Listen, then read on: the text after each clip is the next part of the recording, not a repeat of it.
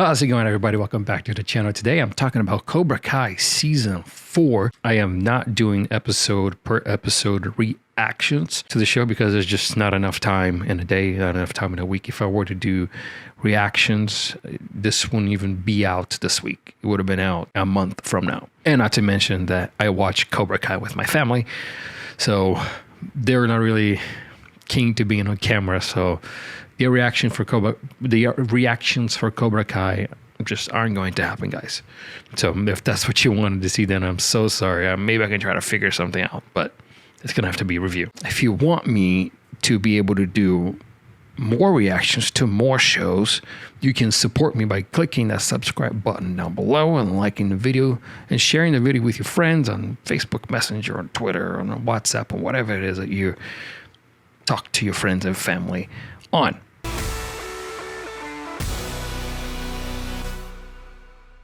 Let me just go ahead and come out and say it right away. Cobra Kai Season 4, in my opinion, it's a 7 out of 10. And it wasn't because it was the worst season. It wasn't the best season. I still think that Season 1 was probably the best season, even though it probably had the smallest budget of all four. There's just something about, that first season that's really, really great. However, it really doesn't come in too far behind. I think that Seasons 1 and 2 were the best. Seasons 3 and 4, I think to me they're about the same. I may like Season 4 a little bit better, maybe. The whole deal with Miguel and his injury. Season 3 had a lot of teenage drama that I wasn't really too crazy about, and Miguel's injury and everything else. I wasn't too crazy about that storyline, but it was still good. This season, to me, I'll go ahead and say it. I like it better than Season 3. Season 4 starts where Season 3 left off, with Daniel and Johnny merging dojos to take down Kreese. But it's easier said than done. Their styles immediately crash. Their philosophies of training, their philosophies on karate are completely different.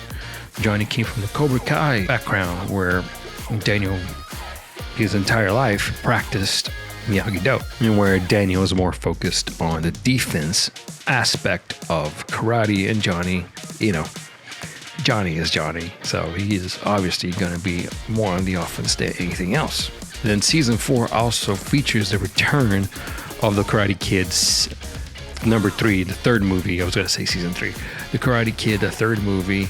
The main villain, Terry Silver, he is back, but it did take some convincing. Kreese shows up unannounced to his house, and you see that Terry kind of had a change of life. It's completely different than the person that we saw in the Karate Kid 3. He's got this beautiful mansion on the beach. He's got a butler. He's got a cook. And he's got this super chic girlfriend. And these people look, techie people and business people coming and having all sorts of food and vegan stuff and tofu, and you're like, what the hell happened to this guy? Well, Kreese tries to get him to come back. It's like, hey, Johnny Lawrence and Danny LaRusso are merging together to take me down, to take Cobra Kai down. This can't happen. I need your help. In which at first, Terry Silver seems like a really grounded character.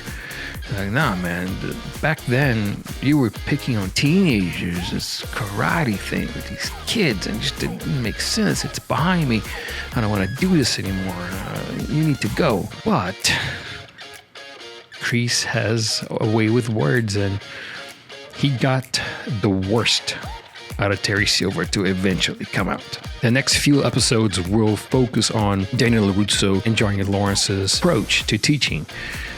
To actually, Johnny Lawrence takes Daniel LaRusso for a day and teach him the Eagle Fang way, and then Daniel takes Lawrence to teach him the Miyagi-Do ways, to kind of combine styles. And then they trade students, and the students are learning from both senseis, and they build this little dojo inside of LaRusso's backyard, and they build a stage of a fight on, to practice, and this and that. And obviously it never ends well with LaRusso and Lawrence, so of course they end up going their separate ways, which causes some jealousy, because Miguel ends up becoming close once again to Daniel LaRusso, and then Sam LaRusso becomes close to Johnny Lawrence, and she actually enjoys training under Sensei Lawrence better than she does with her dad. I haven't really discussed season 4 with anybody, friends, family, no one, because I don't like to get spoiled.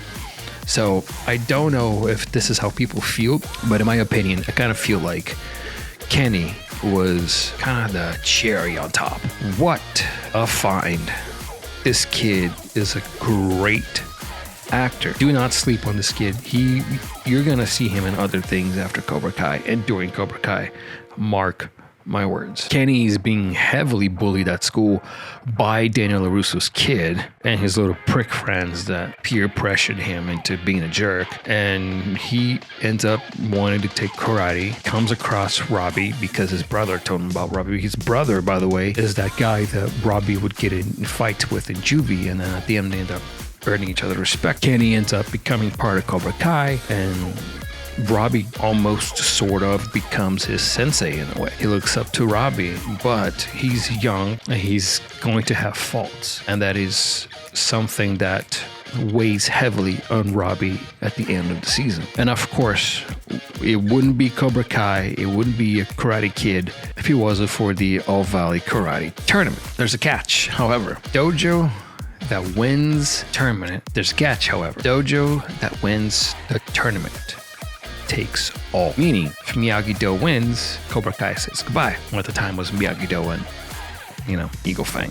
or Miyagi Fang. But if Cobra Kai wins, then Johnny Lawrence and Daniel LaRusso have to step down as senseis and close their dojos for good. I'm not gonna explain word for word here what happened in the tournament. If you saw it, you saw what happened. Hawk became champion and Tori wins the girls division. But the way the Hawk became champion, it was sort of, you can say that he let Hawk win based solely on the fact that he thinks that Kenny's getting out of control. Kenny and LaRusso, the son, they have this little talk in the locker room of the karate tournament, and Kenny just kicks his ass. Payback for everything that LaRusso has done throughout the whole entire season. He had it coming. But Robbie came in and saw the anger in Kenny's eyes and saw how much of an influence Silver and Kreese are having on Kenny. And he realized that not only did he fail himself, he failed Kenny, failed his friends, failed his dad, in which at the end of the season, it seems like him and his dad have made amends. And it might be that Robbie will become part of Eagle Fang from this point on. We'll see. We'll see what happens there.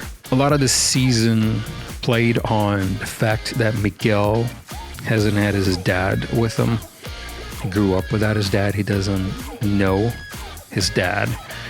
And this mission that he has now, he realized that he needs to fight for himself. And something that he needs to do is to meet his dad. Just something that he really wants to do. So Miguel, before the tournament is over, takes off to Mexico. He leaves a note behind to his mom and his grandma saying that he's going to go meet his dad. The problem is, his dad has no idea he even exists. That's an issue. So Johnny takes off to Mexico to try to find Miguel. Samantha is completely heartbroken because the fate of Miyagi-Do basically laid on her back and she lost. So now that is gone. Silver is out of control. Silver is slowly becoming the main antagonist of the show. It seems like Kreese is actually having a change of heart. It seems like he sees Terry for who he really is. That's on Kreese. He let that beast out of the cage, and I don't think there's going back for him. I don't know. We will see how they handle Terry Silver in season 5, but he seems deranged and he seems, again, just out of control. Once again, there was a lot of teenage drama here that I'm not particularly crazy about, but some of this teenage drama ends up paying off in the season. We see that some of these younger characters are getting some solid backstories. They're building them up and making you care about these characters a little bit more. I can't say for sure that the show would be the same without it. I don't know if we would care about these characters if they had not, done this approach and not gone this way, but who knows? The 80s and the 90s humor is still there, not as prevalent in this season. But obviously, every time Johnny shows up on screen, he's going to say something inappropriate or outdated or 80s. Johnny Lawrence is basically a walking 80s, right? You get the 80s, put it on a package, give it 2 arms, 2 legs, and a head. That's Johnny Lawrence. Speaking of Johnny Lawrence, he was one of the highlights of the season for me once again, along with Kenny and along with Miguel. I've really liked Miguel in this season. I thought that Zolo portrayed Miguel with more depth this season than the previous season. I don't know if he already knew of his casting for Blue Beetle before, but if you found out before season 4, then he's been working on his acting. And with season 5 already being done, they've already finished it, it's already filmed.